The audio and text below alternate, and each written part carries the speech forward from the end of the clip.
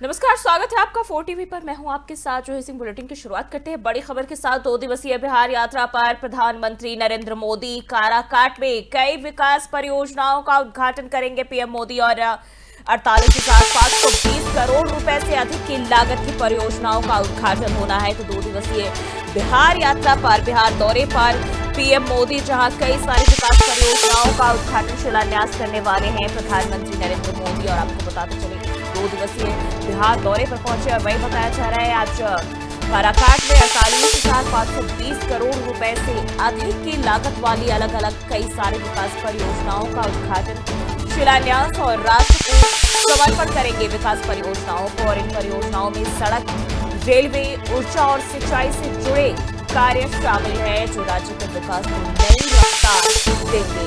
तो काराकाट में कई विकास परियोजनाओं का उद्घाटन पीएम मोदी करने वाले हैं। बिहार दौरे पर, 2 दिवसीय बिहार दौरे पर प्रधानमंत्री नरेंद्र मोदी।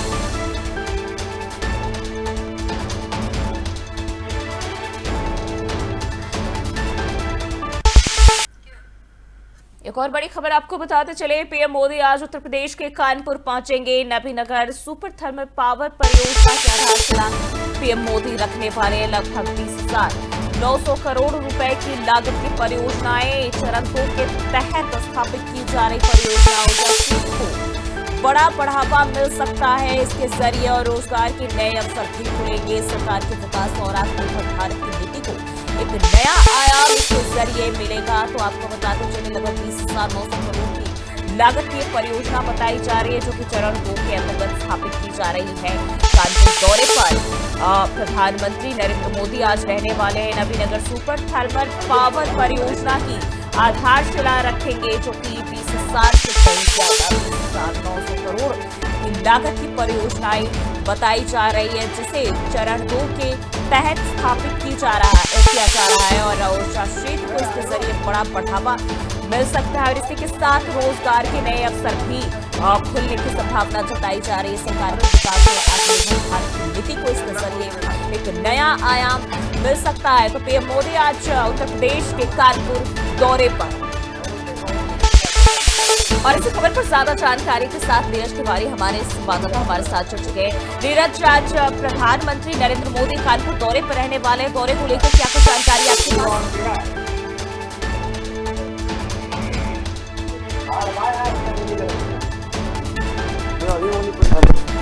नीरज, आवाज मिल पा रही है आपको? आज पीएम मोदी दौरे पर रहने वाले, कानपुर के दौरे को लेकर क्या जानकारी? जी, मैं आपको बताना चाहूँगा कि आज मोदी जी जो है चकेरी एयरपोर्ट पे 2:10 से पहुँचेंगे। उसके बाद जैसे केंद्रीय जाएंगे। आपको मैं बता दूँ लगभग 15 योजनाओं का वो मूल्यांकन करेंगे और लोकार्पण भी करेंगे। उसके बाद आपको बता दूँ चकेरी एयरपोर्ट में जब वो उतरेंगे,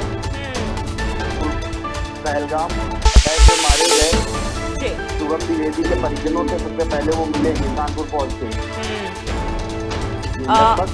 जी बिल्कुल। अगर हम बात करें इस दौरान क्या कुछ तैयारियां देखने को मिल रही है, क्योंकि दौरा बेहद अहम है और जिस तरीके से पहलगाम हमला हुआ है उसके बाद से अलग अलग जगहों पर रहे हैं, आतंक को लेकर भी निशाना साधते रहे। लेकिन अगर कानपुर की बात करते हैं, जैसा कि आपने बताया शुभम द्विवेदी के माता पिता से मिलेंगे, इसके साथ कानपुर के लिए क्या कुछ सौगात?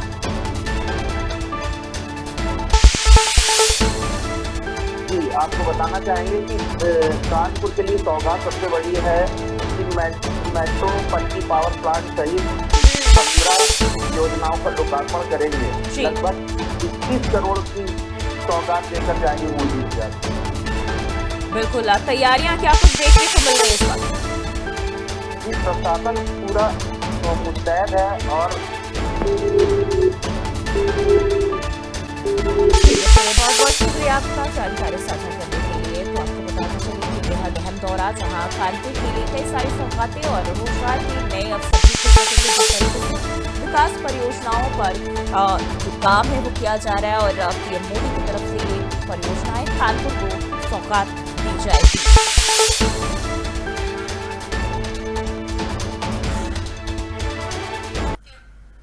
बढ़ते आगे गृह मंत्री अमित शाह का 2 दिवसीय जम्मू कश्मीर दौरा पुंछ के सुरनकोट में प्रभावितों से करेंगे मुलाकात। पाकिस्तान अब पीएम मोदी से डरता है, अमित शाह का ये बड़ा बयान सामने आया। इसी को लेकर आपको बताते चले जम्मू कश्मीर के 2 दिवसीय दौरे पर केंद्रीय गृह मंत्री अमित शाह, जहां उन्होंने पाकिस्तान और आतंक के खिलाफ बड़ा बयान दिया। पुंछ के सुरनकोट में जो पीड़ित परिवार है उन लोगों से भी आज मुलाकात करेंगे। पाकिस्तान अब पीएम मोदी से डरता है, अमित शाह ने कहा है। शाह का बड़ा हमला गोलीबारी के पर नहीं बची है। आतंकवाद में पाकिस्तान में युवाओं के हाथों में अब लैपटॉप जो है बंदूक के बजाय लैपटॉप है। तो ये अमित शाह ने कहा है कि जम्मू कश्मीर के जो युवा है उनके हाथ में जहां पहले बंदूक और पत्थर देखने को मिल रहे थे, वही अब लैपटॉप लेकर घूम रहे। यानी कि अब कहीं न कहीं जो एक विकास के रास्ते है शिक्षा के दौर में वो वापस लौट रहे हैं। युवाओं की बात करें, पहाड़ी इलाकों में भी सुरक्षा बढ़ेगी और बंकर जो है और बनेंगे। ये अमित शाह ने कहा है। तो केंद्रीय गृह मंत्री अमित शाह जम्मू कश्मीर के 2 दिवसीय दौरे पर और दौरे के अंतिम दिन पुंछ के सुरनकोट क्षेत्र में पाकिस्तान की गोलीबारी से प्रभावित लोगों से मुलाकात करेंगे। और इससे पहले एक चुनावी रैली में भी शाह ने बड़ा बयान दिया और कहा कि प्रधानमंत्री नरेंद्र मोदी के नेतृत्व में पाकिस्तान अब सीमा पर गोलीबारी की हिम्मत नहीं करता। और उन्होंने जोर देकर कहा कि मोदी सरकार ने युवाओं के हाथों से पत्थर और बंदूक छीनकर उन्हें लैपटॉप दिया है, जिससे आतंकवाद का सफाया काफी हद तक किया गया है। और इसी के साथ उन्होंने जम्मू कश्मीर के पहाड़ी इलाकों में सुरक्षा बढ़ाने और बंकरों की जो संख्या है वो बढ़ाने की भी बात कही है।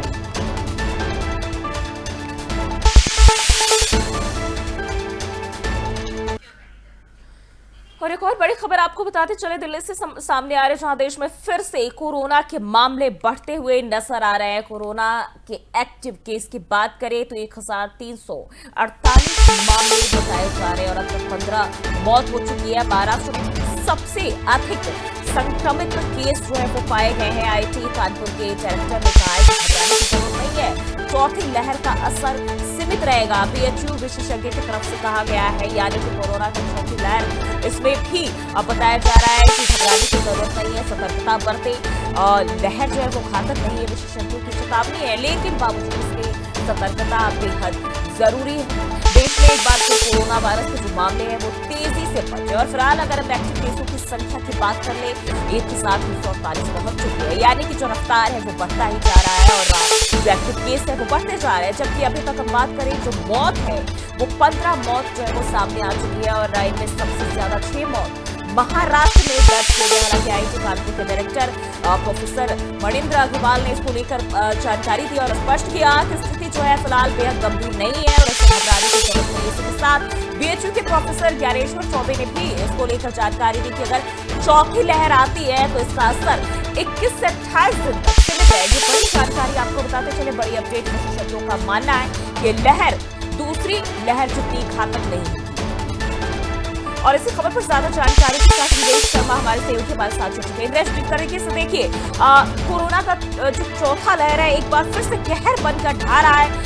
अभी तक कई सारी मौत भी हो चुकी है और जो संक्रमण के मामले हैं वो भी बढ़ते जा रहे हैं।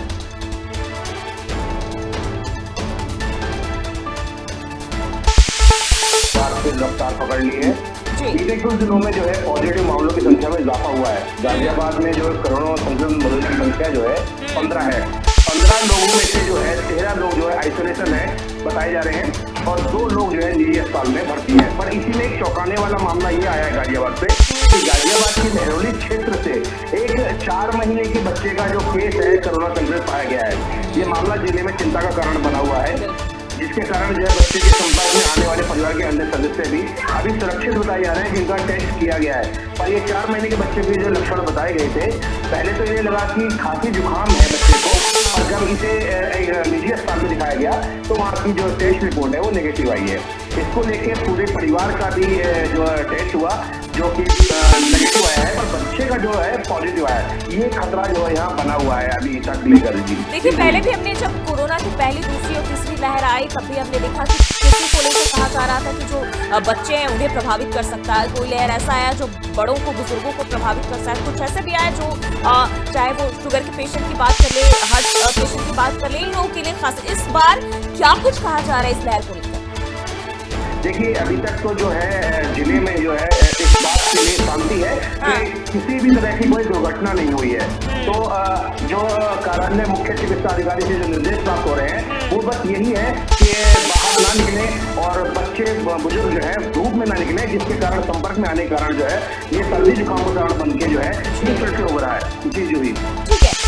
एक जानकारी और सामने आ रही है कि जो पीएचयू की तरफ से बात करें, उनके जो प्रोफेसर है, विशेषज्ञ हैं जो इन मामलों की, वो कह रहे हैं कि इसे घबराने की जरूरत नहीं है, इसका असर जो 21-28 दिन तक रह सकता है, लेकिन मौत के आंकड़े वो तो बढ़ते जा रहे हैं।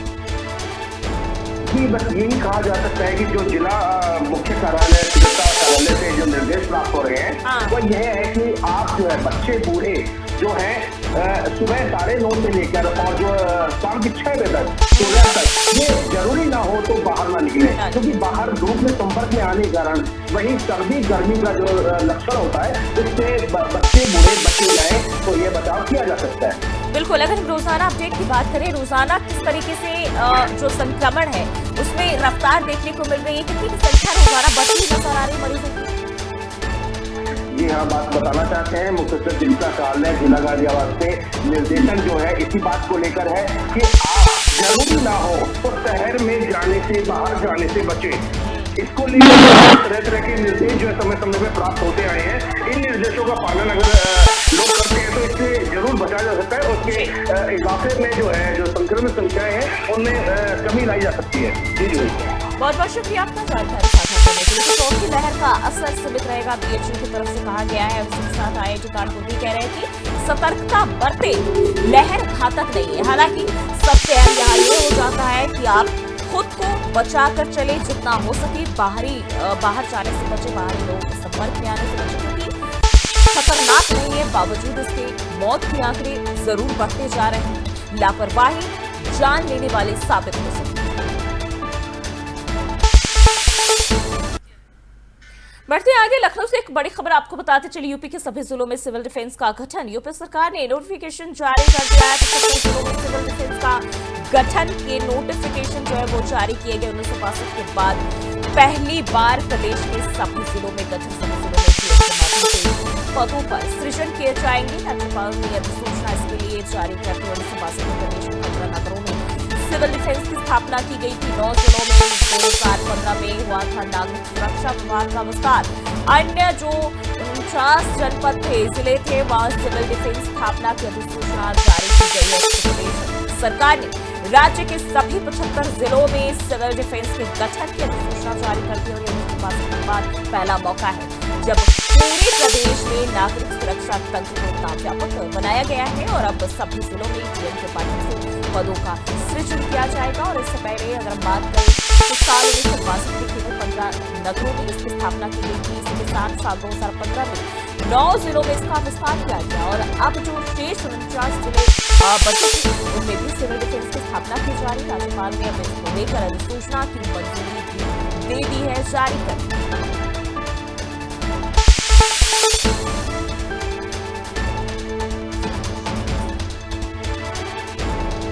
और इसी खबर पर ज्यादा जानकारी के साथ आशुतोष श्रीवास्तव हमारे साथ लखनऊ से जुड़ चुके हैं।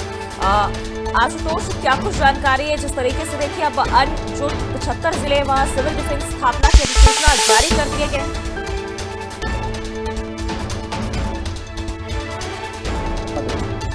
और उसके बाद उस समय तत्कालीन समय में 9 जिलों में उत्तर प्रदेश में सिविल डिफेंस की जो ये इकाई है उसको यहाँ पे प्रस्तावित हुई थी उत्तर प्रदेश में और गठन हुआ था। उसके बाद सपा शासन काल में 2015 में 27 जिलों में सिविल डिफेंस का गठन हुआ। और उसके बाद वो निष्क्रिय हो गई, वो सिविल डिफेंस की जो इकाई थी वो निष्क्रिय हो गई। कल ऐतिहासिक फैसला लेते हुए योगी सरकार ने इस सिविल डिफेंस की इकाई का यूपी के 75 जिलों में गठन का नोटिफिकेशन जारी किया है, जिसमें माननीय राज्यपाल महोदय ने सिग्नेचर किया है।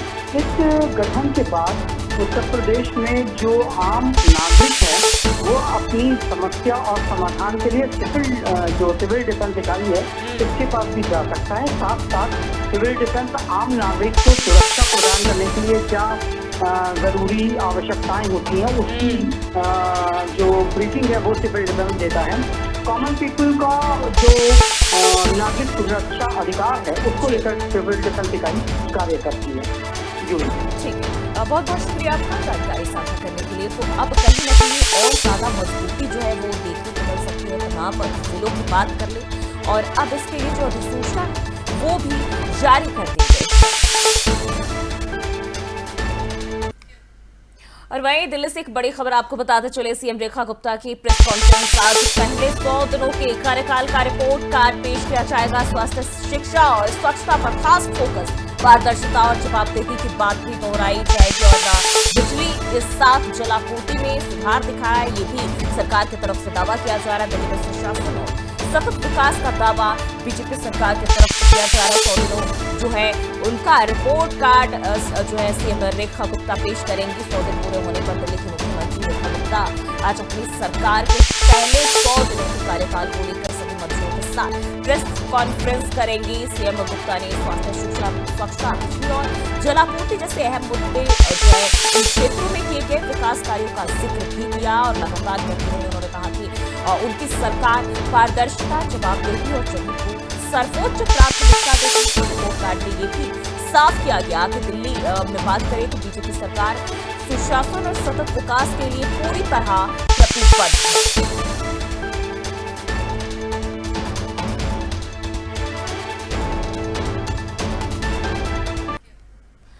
एक और बड़ी खबर आपको बताते चले चंडीगढ़ से सामने आ रही है, जहां नामांकन से पहले आम आदमी पार्टी का भव्य रोड शो। लुधियाना वेस्ट उपचुनाव में संजीव अरोड़ा भरेंगे नामांकन। केजरीवाल और भगवंत मान शामिल होंगे। जनता से समर्थन की अपील करेंगे। पार्टी के नेता अरोड़ा को विकास कार्यों के लिए सराहना मिली। 19 जून को उपचुनाव, 13 बूथ संवेदनशील घोषित किए गए हैं। आपको बताते चले तो केजरीवाल और भगवंत मान आम आदमी पार्टी के भव्य रोड शो में शामिल होंगे और आपको बताते चले अरोड़ा को विकास कार्यों के लिए सराहना भी मिली है। जनता से जो नेता है पार्टी के वो वोट की अपील करेंगे, समर्थन करने की अपील करेंगे। तो नामांकन से पहले आम आदमी पार्टी का भव्य रोड शो। लुधियाना वेस्ट उपचुनाव में संजीव अरोड़ा अपना नामांकन भरेंगे, जिसमें केजरीवाल और भगवंत मान शामिल होंगे, जहां जनता जनार्दन का साथ देने की अपील करेंगे। तो लुधियाना वेस्ट विधानसभा उपचुनाव के लिए आम आदमी पार्टी के उम्मीदवार संजीव अरोड़ा अपना नामांकन दाखिल करने वाले हैं। इससे पहले भव्य रोड शो का आयोजन भी किया जाएगा, जिसमें दिल्ली के पूर्व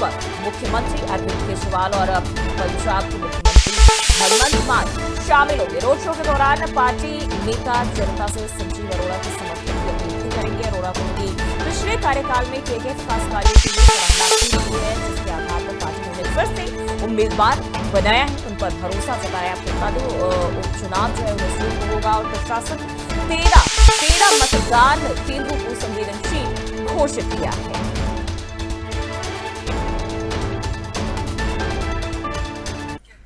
और इसी बीच एक और जानकारी आपको बताते चले, सीडीएस जनरल अनिल चौहान आज जाएंगे सिंगापुर। शांग्री-ला डायलॉग में भारत का प्रतिनिधित्व करेंगे। ऑपरेशन सिंदूर के बाद पहली अंतर्राष्ट्रीय यात्रा मंच पर रखेंगे। पाकिस्तान को लेकर भारत का दृष्टिकोण, क्षेत्रीय और वैश्विक सुरक्षा पर संवाद 30 मई से 1 जून तक जो सम्मेलन है वो चलने वाला है। यानी सीडीएस का दौरा और बेहद अहम रहा। देखे माली में हुए आतंक के खिलाफ जो नजारे सामने आए, इसको लेकर जो भारत के विशेषज्ञ हैं, चाहे वो तमाम अधिकारी की बात करें, नेताओं की बात करें, अपना पक्ष रखते हुए नजर आ रहे हैं।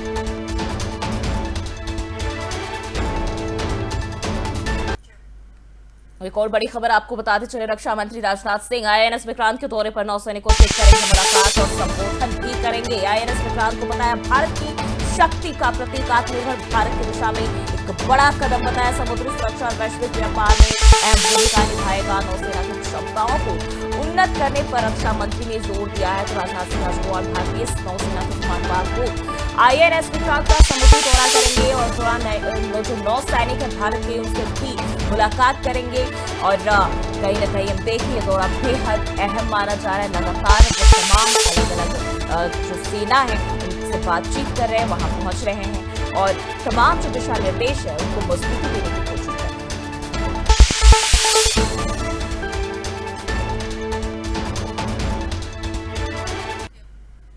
और फिलहाल के इस बुलेटिन में बस इतना ही। देश और दुनिया की तमाम खबरों के लिए देखते रहिए 4 TV न्यूज़।